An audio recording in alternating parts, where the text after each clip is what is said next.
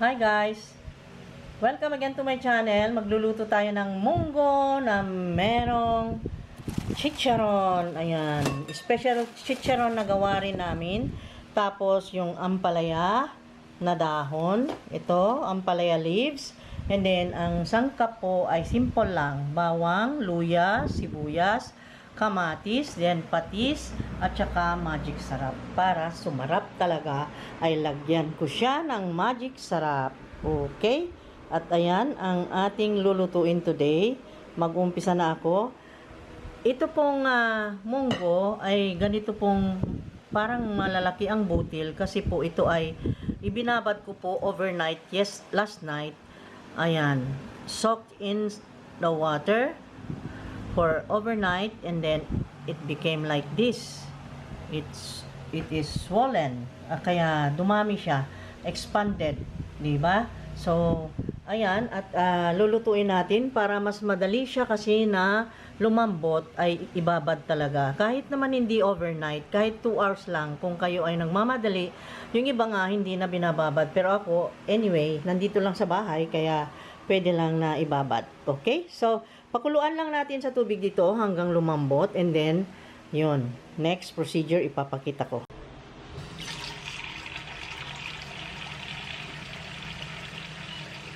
Ngayon, papakuluan natin guys. Ilagay natin sa pot na may abundant water. Napadami nga yung babad ko. Hindi ko akalain ganito ang kalabasan. Ang dami. Anyway, okay lang. Matapang naman sa munggo ang mga sakop. So, ayan. Lagyan lang natin na abundant amount of water. Pakukuluan natin hanggang lumambot siya at nang maluto. Okay? Then, next procedure pagkatapos yan. Ito na tayo. Pakukuluan natin guys. Hindihan na natin ang stove. Ayan. Pakukuluan natin hanggang siya ay lumambot. Okay? At yan. Ay, hintayin natin hanggang siya ay lumambot guys. Para masaya. Para makaluto na tayo ng masarap. Okay, anyway. We will be waiting this to boil. So, cover it and then let it boil until it will be cooked. And then, next step later.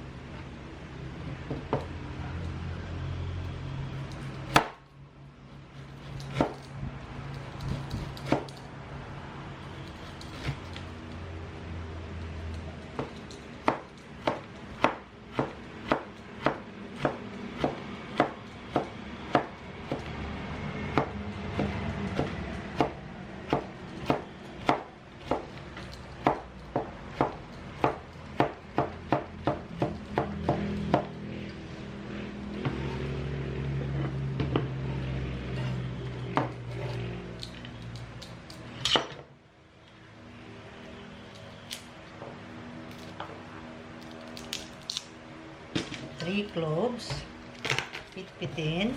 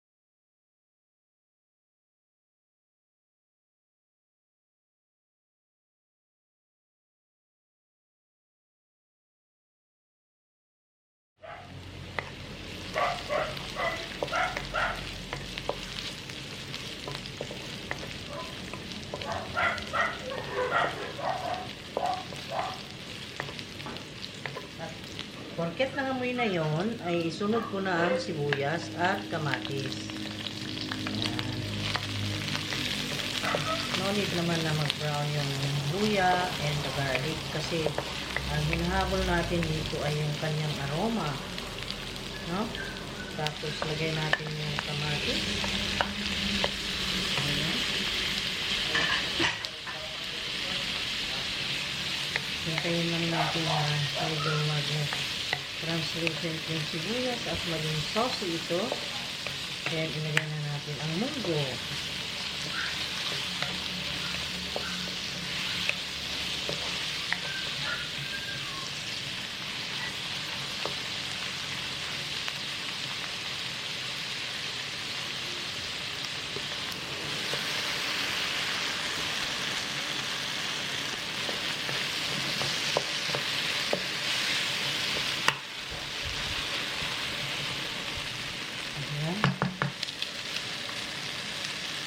Ayan. Ang lutong. Narinig mo? Oh. Chicharon. Chicharon na napakalutong. So crispy, oh. Oh.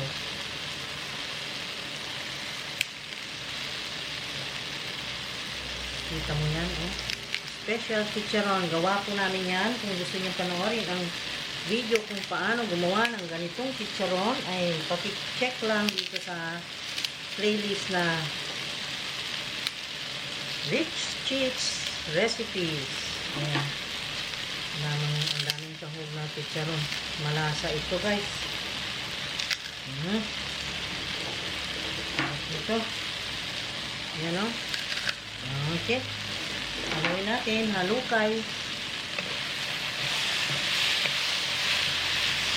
Tapos, lagyan pa natin ang pampasarap na patis. Yan. Siguro mga 2 kutsara. Yan. 2 tablespoons. 2 tablespoons ba yan? 2 tablespoons. 3 yata yun. Ibala. Hindi naman natin lalagyan ng asin. Pero lagyan din natin ito para ma-magic. Ayan. Talagang pinasarap talaga. Grabe na ang lasa nito. Special ito, guys. Yum. Chicharon pala. Ulam na eh. Kita nyo yung chicharon na yan. Mamaya, tignan ko kung okay na yan. Kapag na chicharon, kung magkukulang ay meron pa ako dito.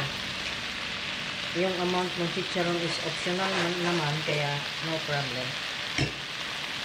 Yes.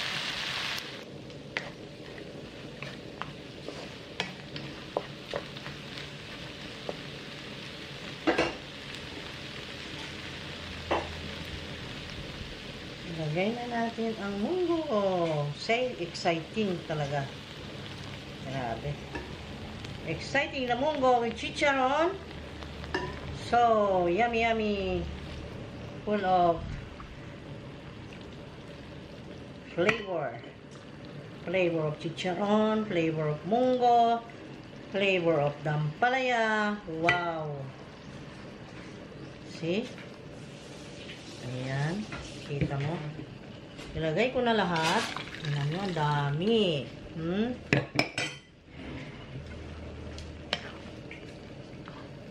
Ayan. Malapit nang maluto.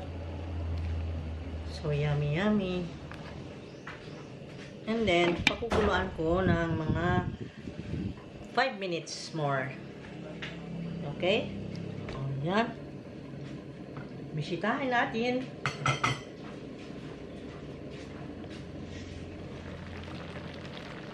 Wow, lumambot na yung chicharon, guys. Oh, kita mo. Ngayon, it's the time for us to place the ampalaya. Akala ko kulang pa yung chicharon, pero okay na. Ito na yung pang-final natin. Yung dahon ng ampalaya, guys. Itong papasarap dito. Mapait-pait na mga Ayan. Itong lutong to ay lutong Ilocano, guys. Kasi karamihan na nagluluto ng munggo ay hindi naglalagay ng luya. Sa Kailokanuhan ay may luya and then may ampalaya talaga yan. May dahon ng ampalaya. Tapos yan, chicharon. Because this is munggo with chicharon and ampalaya leaves by MJ. Ayan. Kung tingnan mo, nalusaw na kaagad yung ampalaya. Tikman ko na, final. Yummy. Konting-konti pang patis. Kulang pa pala yun. Akala ko sobra nga eh. Kulang pa. So, another 2 tablespoons. Hindi yata masyadong maalat itong Lawrence patis. Kasi yung mas maalat eh. Yung na yung dati kong tatak. Rufina patis, mas maalat yun. Ito ay medyo matabang. May katabangan. Ayan. So, nakita nyo guys. And then, the finale, black pepper. Ayun. So, ang sarap na nito, sigurado ko. Yummy, yummy guys. Lumiit ka agad yung ampalaya. Ang liit oh. Akala ko kanina marami na yon. So, tikman ko uli. Hinaan ko na ang apoy. Ayan, sobrang lakas.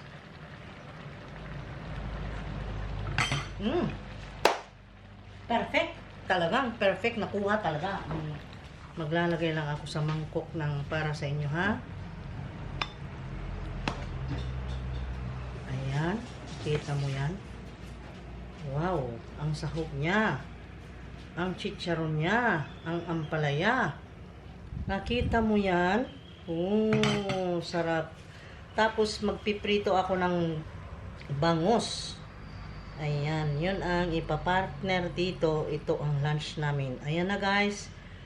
Yum, yum, yum. Thank you so much guys for watching. Sana magluto rin kayo ng ganito. Yung munggo ala MJ. Ayan. At napakasarap. Munggo ala MJ, the best, the champion, and sakto. Okay? So, bye-bye, thank you. At may na-share na naman akong ulam na napakasarap sa inyo at napakasustansya. Magugustahan pati ng mga bata. Okay, so, pwede rin na i-eliminate yung ampalaya pag bata ang pinakain, guys. Pwede rin na walang ampalaya. Gustong-gusto nila yan dahil may chicharon. Okay, sige, thank you. Bye-bye. See you again next time sa another lutuin natin ay magkita-kita ulit tayo. At nagpapasalamat ako sa lahat-lahat sa inyo sa support dito sa channel natin. Malapit tayo mag 20K. Okay? Thank you so much. God bless. Stay safe always. Love you guys.